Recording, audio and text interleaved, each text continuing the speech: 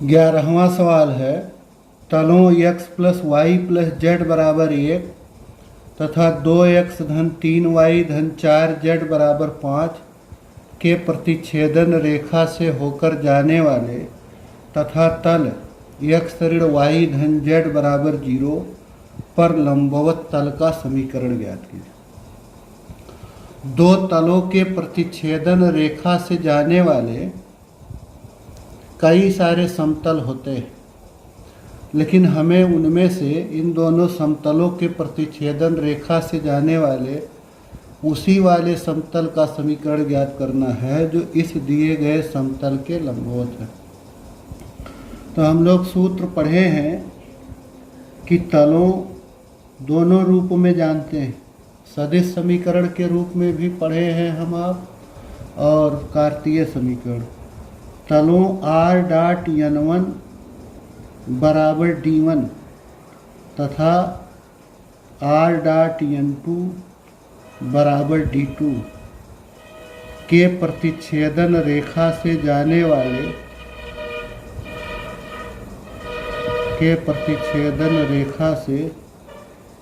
जाने वाले तल का समीकरण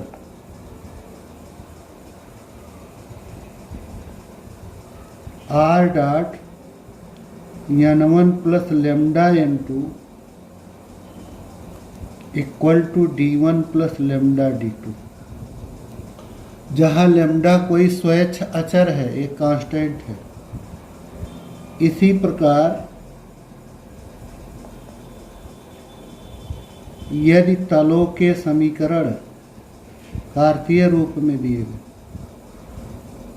तलों के समीकरण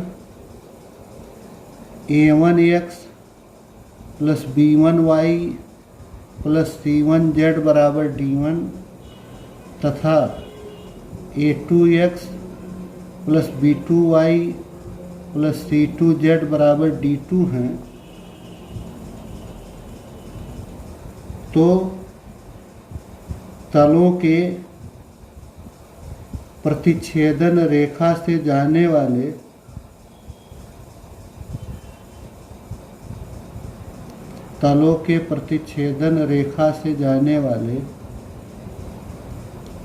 तल का समीकरण।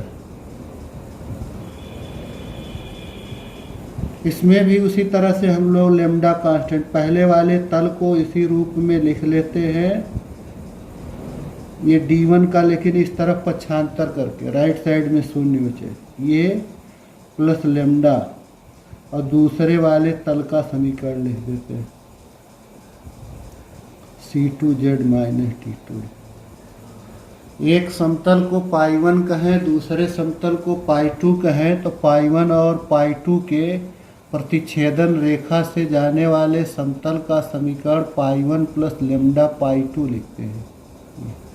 अब ये पाई1 पाई2 जो तल हैं दोनों, उनके समीकरण इस सदिश रूप में हैं तो इस तरह लिखते हैं, और कार्तीय रूप में है तो इस तरह। इसी सूत्र के आधार पर ये सीधे लिखा जाएगा x धन y धन z ऋण 1 बराबर 0, ये जो पहला वाला तल है, तथा दूसरा तल हो गया 2x धन 3y धन 4z ऋण 5 बराबर 0 के प्रतिच्छेदन रेखा से जाने वाले तल का समीकरण। ये कार्तीय रूप में प्रश्न में दिए गए हैं दोनों तल, तो हम लोग इनके प्रतिच्छेदन रेखा से जाने वाले तल का समीकरण कार्तीय रूप में इस तरह से लिखेंगे।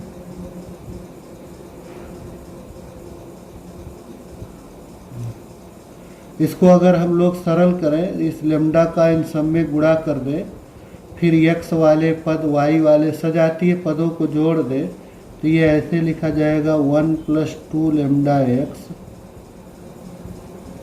1 प्लस 3 लेमडा y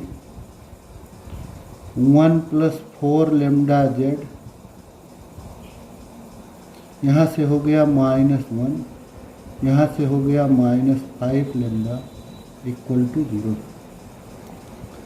या 1 plus 2 lambda x 1 plus 3 lambda y 1 plus 4 lambda z, इनको उधर पक्षांतर कर दें 1 धन 5 लेमडा, चाहे जिस रूप में लिखें, इधर ही रहने दे तो भी कोई फर्क नहीं पड़ता।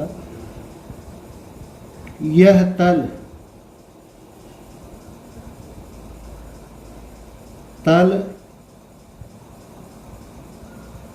x minus y plus z बराबर 0 के लंबवत है।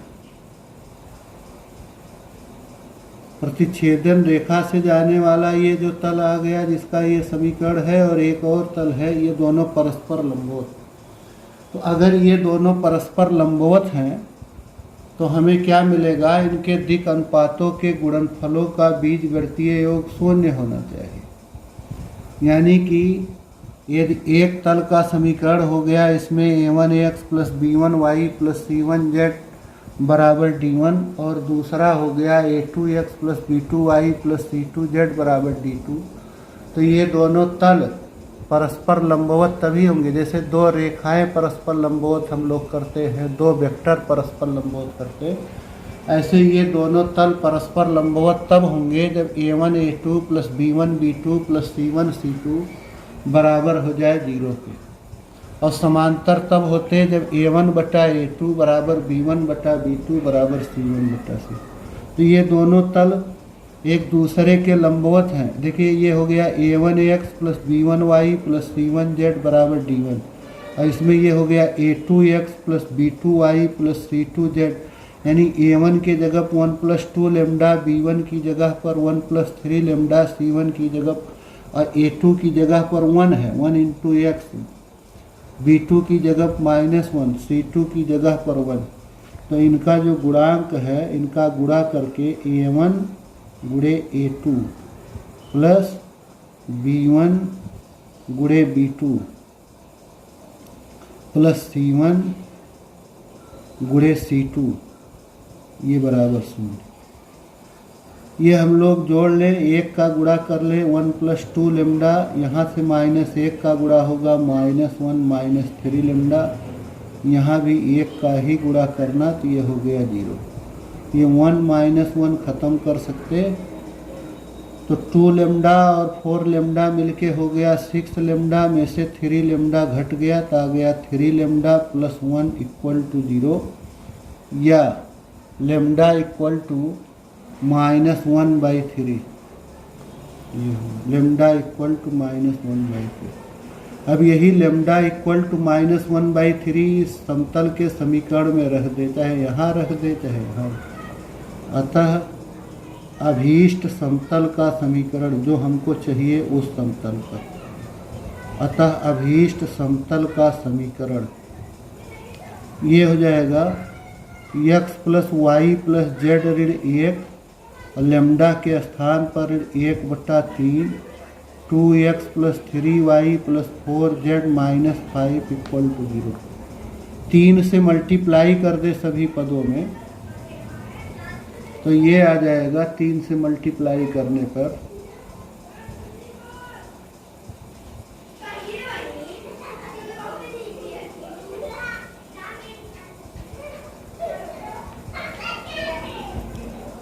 3x plus 3y plus 3z minus 3, minus यहाँ 1 होगा, -2x, माइनस का सारा चिन्ह बदल जाएगा, -4z plus 5 equal to 0। 3x में से 2x घट जाएगा x, 3y, ये 3y कैंसिल हो जाएगा, प्लस 3z माइनस 4z ये हो गया -z, -3 प्लस 5 ये हो गया 2, तो x माइनस जेड प्लस 2 बराबर 0। यही हो गया समतल का समीकरण। इसके बाद में प्रश्न नंबर 12 देख लेते हैं। ये है समतलों जिनके सदिश समीकरण r dot 2i plus 2j minus 3k equal to 5 और r dot 3i minus 3j plus 5 के बराबर 3 हैं के बीच का कोण। तो ये हम लोगों ने पढ़ा है कि r dot n1 equal to d1 तथा r dot n two equal to d two के बीच कोण थीटा हो तो कास थीटा बराबर n1 डॉट n2 बटे माड n1 माड n2। ये जो हम कोण लेंगे यहाँ न्यून कोण ही आना चाहिए, उसके लिए ये राइट साइड पॉजिटिव ही रहे, इसलिए ये माड लगा देते। तो ये इन दोनों समतलों के बीच का कोण होता है, तो इसी सूत्र के आधार पर इसे लिख लेना है। कंपेरिजन करें आर डॉट n1 बराबर d1, आर डॉट n2 बराबर d2, तो ये है n1 का मान और ये है n2 का।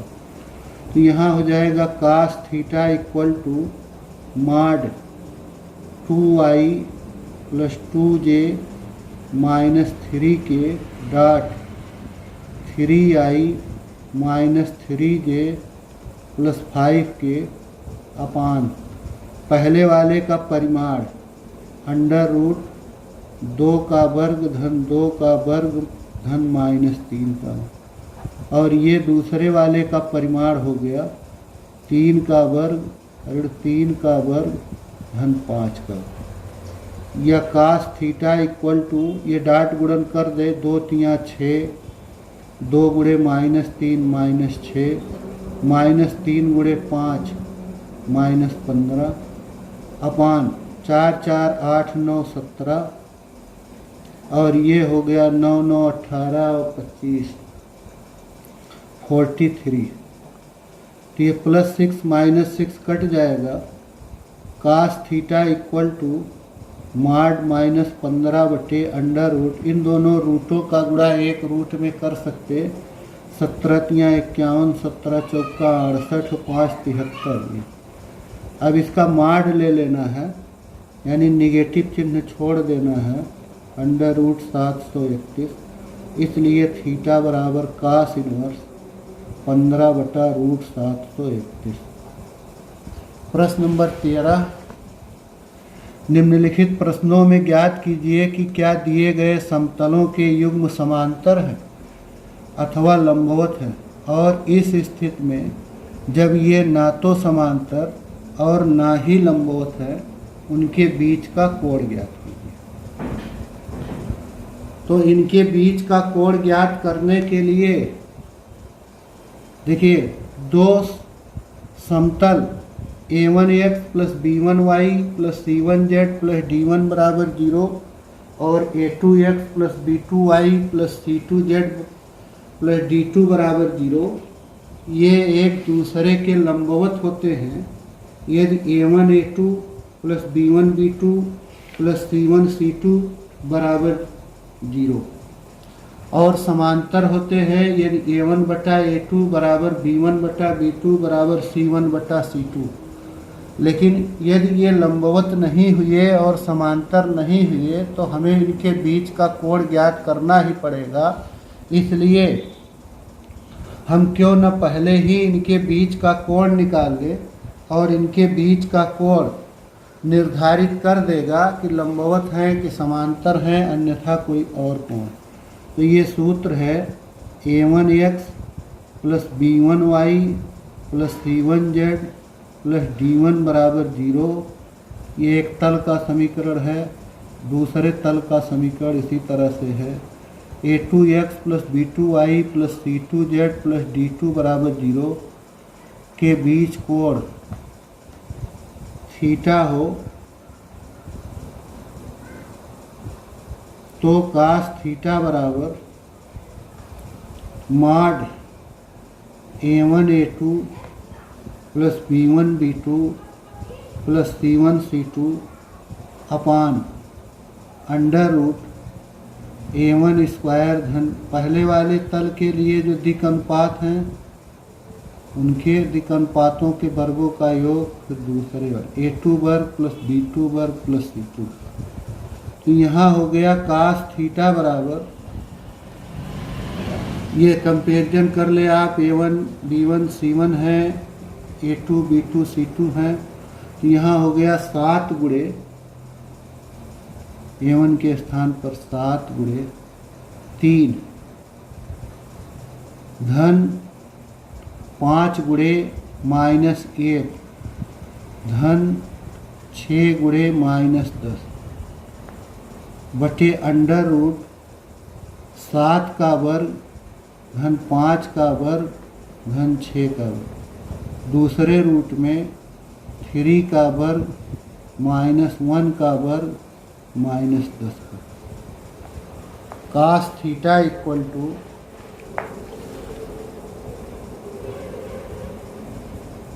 माड 7 त्रिक 21 -5 -60 21 -65 21 -65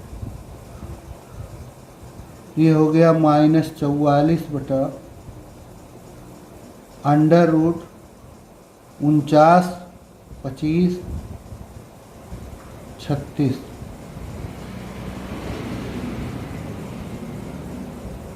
110 और ये हो गया अंडर रूट 9 1 10 और 100 110। तो कास थीटा इक्वल टू -44 बटे 110। रूट 110 रूट 101 रूट में गुणा कर ले तो वर्गमूल यही हो जाए, या माड के कारण से ऋण चिन्ह छोड़ देंगे तो कास थीटा बराबर 44 बटा 110, तो थीटा बराबर कास इनवर्स 44 बटा 110। या सरल करके भी इसे लिख सकते हैं। अगर 44 और 10 को काट दें हम लोग, 2 से कट जाएगा तो ये आ जाएगा 22 बटा 55 करके। जो भी लिखना चाहे आप, चाहे इस तरह से लिख दे चाहे उस तरह से लिख दे। तो ये 22 बटा 55 भी फिर कट जाएगा 11 से, तो सीधे इसको हम लोग काट दे 22 से, तो 22 दूना 44 22 25 110। Theta equal to cos inverse 2 बटा 5। और यदि जैसे मान लीजिए कि कोई और विकल्प ले लेते, इसमें कई पार्ट है 13वां में, हमने एक पार्ट केवल लिया है फर्स्ट पार्ट, और भी हैं इसमें कुल मिला के 5 पार्ट है। तो एक समीकरण जैसे ये है 2x plus y plus 3z minus 2 equal to 0, x minus 2y plus 5 equal to 0। तो जब हम यहाँ ऊपर की वैल्यू रखेंगे और बटे की वैल्यू रखेंगे, ये होगा 2 गुणे 1 धन 1 गुणे -2 धन 3 गुणे 5, नहीं 3 गुणे 0, जेड वाला हिस्सा नहीं है इसमें, तो 3 गुणे 0, तो ये ऊपर का हिस्सा 0 हो जाएगा, 0 बटे समथिंग 0 आएगा। तो कास थीटा बराबर 0, तो लिखा जाएगा कास थीटा बराबर कास 90, इसलिए थीटा बराबर 90। ये दोनों लंबवत है, तब लंबवत है। तो हम लोग लंबवत की ही कंडीशन पहले सेटिस्फाई करें, फिर समांतर की सेटिस्फाई करें। दोनों सेटिस्फाई नहीं हुआ तब कोण निकालेंगे तो कार्य लंबा होगा, इसलिए पहले से ही कोण निकाल लीजिए। यदि समांतर होंगे, समांतर हो, लंबवत हो या कोई और कोण हो, तो तीनों स्थितियां हमें मालूम हो जाएंगी। ये हो गया प्रश्न नंबर 13। और इसी तरह से प्रश्न नंबर 14वां है, निम्नलिखित प्रश्नों में प्रत्येक दिए गए बिंदु से दिए गए संगत समतलों की दूरी ज्ञात कीजिए। तो हमने पढ़ा है कि बिंदु P जिसका स्थित सदिश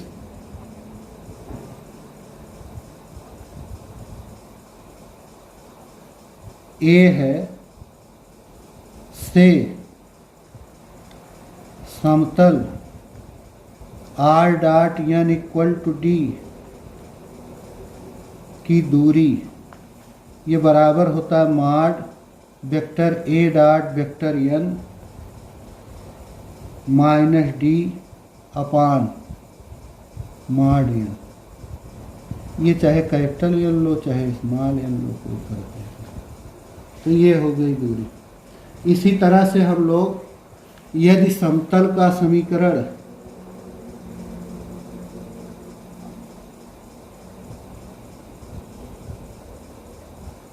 ये समतल का समीकरण हम लोग ले लें ax plus b y plus c z, इस तरह से करके समतल का समीकरण ax plus b y plus c z equal to d, तथा ये जो a है इस a का स्थिर सदिश x1i plus y1j plus z1k, और ये जो n है इसका हम लोग सदिश समीकरण लिखें या सदिश लिखें तो bj प्लस ck, तो यही दूरी लिखी जाती है। इस तरह से ये दूरी आ जाएगी यहाँ, तब दूरी हो जाएगी ax1 plus by1 plus cz1 minus d, capital d लिए है तो capital d, upon under root cz1 a square plus b square plus c square.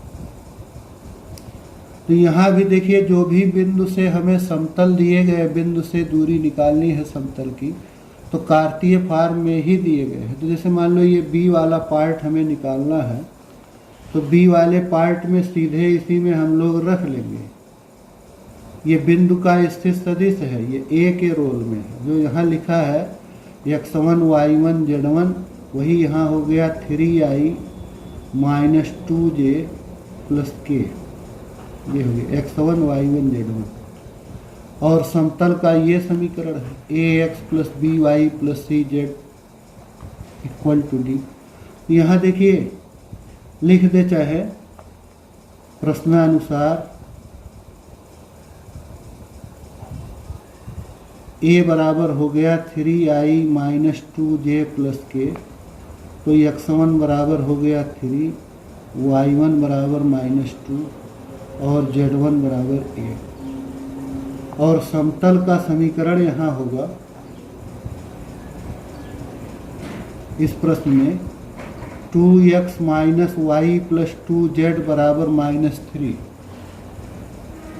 उसी रूप में लिखेंगे जिस रूप में यहाँ दिया गया है समतल बराबर डी करके।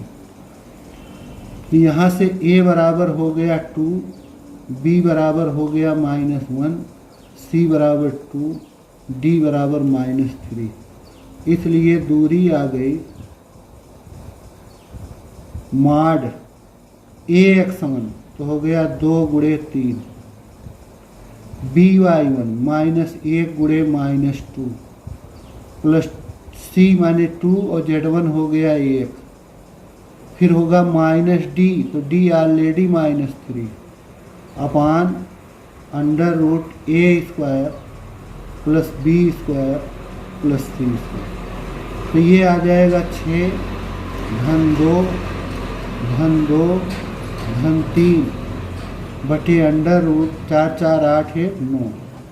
तो ये आ गया 6 4 10 3 13 बटे 3।